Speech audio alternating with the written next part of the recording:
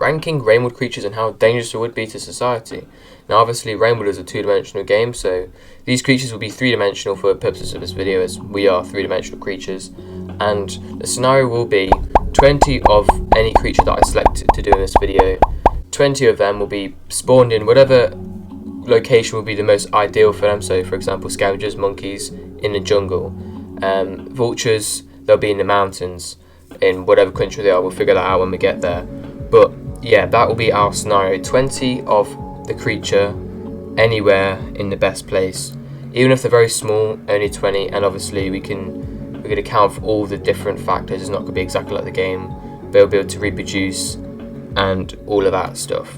So let's just start with the first one. And to better prepare yourself, the ranking system we'll be using is scale of 1 to 10, 10 being society's over, you know, there's no way that we can continue, and 1 being like literally like a grain of dust landing on the ground. It does nothing, it literally does nothing, and that's our scaling system. As we've already mentioned it, let's just start with scavengers, as it is a nice easy thing and pretty much everyone will know what a scavenger is like. So a scavenger, you got 20 of them. They're monkeys, so they're in the Brazilian rainforest, because that's the most, you know, jungle scenario I can think of. And you know, you got, let's say, 10 females, 10 males, and you know, they are quite sophisticated. They're not just like normal monkeys. They can make bombs. They can make bombs. Let's let that, they can make bombs. So landmines is a issue. Plus, if they find technology that belongs to humans, they can probably harness that and use it for their own advantage. As we see in Fire Pebbles, they were able to make the thermonuclear bomb, or whatever the fuck you call it, and singularity bomb, that's what it's called. And you know, obviously they're not super complex. You know, they're very basic. They don't have communication other than hand signals and stuff, as they don't make any sound, so they have no vocal cords or whatever, so they're not communicating. And obviously, you know, they can breed quite quick, so you know, you're gonna have quite a lot of them very soon, as you see in Rainwood. They're like probably, well, they stick together, but there's like, they're all over the place, and they, you know, yeah, they'd be pretty bad. You know, they can get spears, they can get guns, they know how to operate guns properly, and you know, they'd figure it out quick. I don't know if they could make bullets and stuff, but you know, they'd be pretty bad. They'd breed quick. You'd have a lot of them very quickly, and they can, you know, they're like monkeys. They can hide very quickly. I mean, I don't think it'd be a massive problem. I don't think it would be, you know, Brazil would have, you know, national emergency or whatever, and they'd have to, like, you know, get the army out and all that. But I mean, I think there'd be a serious problem. I think they'd just eventually just, you know, mix in with the environment and just become one with the environment. You know, they'd just be known as the really dangerous monkeys you got to stay the fuck away from. But you know, that you can probably trade with them and maybe even integrate them into society. So you know, for that reason, I give them a 3 because they can make bombs. But you know, humans, they're not very big. You know, they're just monkeys. So you can just probably just, you know, quite a lot of people in Brazil, you know, they don't. It's not like England or anything. They can have guns and shit. So you know, they'd probably sort it out. Plus, if it was an actual problem where they start killing people, you know, they'd just be systematically destroyed, every single last one of them. So for that reason, they're only a 3. And yeah, so a 3 out of 10.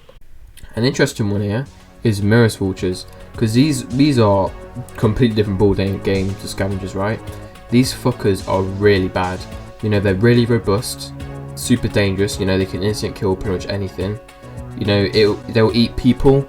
I mean, I feel like once they realise that they can't really eat people, they probably start to eat livestock. But even so, they're still too dangerous. You know, they can fire a grenade into a building and just blow the shit out of it. I mean, I don't know how quick they can throw grenades, but it's pretty quick. And you know, the only realistic way you're going to be able to kill these creatures is using an air-to-air missile or some sort of anti-aircraft weapon. And the location, I say anywhere, because they can probably get anywhere very, very quickly. But to make it easier, let's just say in the Alps or something, in Switzerland. Well, I mean, I don't know. You know, they can live pretty much anywhere. I mean, the birds, you know, they're just the scavengers, literally. They're vultures, basically. You know, they just go around eating whatever they can, really. Doesn't really matter what place you are. Let's just say the world as a whole, because they can go around pretty quick. So the only way you can get rid of them is anti-aircraft weapons. So you need jets, the military, and they're definitely be a threat. You know, you can't leave your children unattended in garden type shit. I mean, there is only 20, but these fuckers, they're about as big as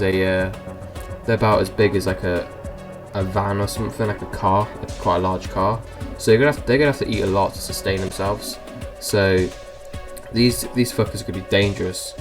And yeah, the only way you could get them out is with helicopters and stuff like that. And I mean, I don't think they're so fast that you won't be able to intercept them. But I mean, I feel like they'd still be cool. They'll be like, everyone on the planet will know about them. They're that dangerous, even though there's only 20 of them. Them reproducing isn't really a problem because they're not going to live long enough to see that. Because as soon as people know how dangerous they are, they're just going to be targeted by every known aircraft.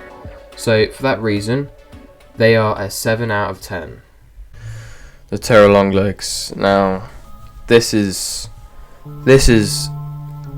just incomparable to how more dangerous the Miros bird would be to scavenger. The terror longlegs, it's practically indestructible, right? And it can survive in many urban areas which we find in our planet. So cities are completely fucked because you get like even one of them goes into like a sewer or something, and those sewers within like a year are going to be completely infested with, you know, organic eating everything. And like, you know, that's going to go through the water, and that's going to go into the pipes, that's going to enter your house through that, because they're basically meant to be like giant versions of cancer. So, you know, they're so bad, they're really bad, and you know, they're super regenerative, and you know, they can grab you from like 20 meters away, and they can survive in pretty much any environment. You know, they can live underneath the water, like they do not drown at all. And the only way I can think of that you could kill one is if you just like nuke them. You know, it's such a fucked position. If you have 20 of them as well, and let's say, you know, you have one in every major city around the world, because they can replicate themselves, can't they? You know, that's how they do it. They just break off into, you know, you take an arm off and then that arm will grow into another one, and that's how they spread. And you know, they're very clever as well, and they can hear you and they can smell you. And yeah, these fuckers would like kill a lot of people. There's no way, you know, machine guns won't do anything, grenades won't do anything, explosives, nothing will do anything. So they're gonna have to be a 9 out of 10, and they're not a 10 out of 10 because, one, if you're in a plane, they can't get to you, and you can just move away from any urban areas, and you know, you're good. But I mean, if they get to a forest, they're just gonna eat all the trees, and it's gonna get really bad because they seem to only really be able to survive on organic things. You know, they won't be able to eat into your car. If you're in a car, I think you're a bit safe, but I mean, you can't really do much. But yeah, they are a 9 out of 10.